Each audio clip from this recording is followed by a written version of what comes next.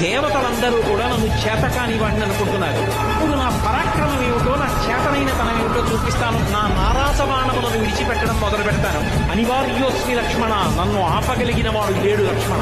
విడిచిపెడుతున్నాను బాణములు, చూడు ఇప్పుడు నా ప్రతాపం ఎలా ఉంటుందో అని.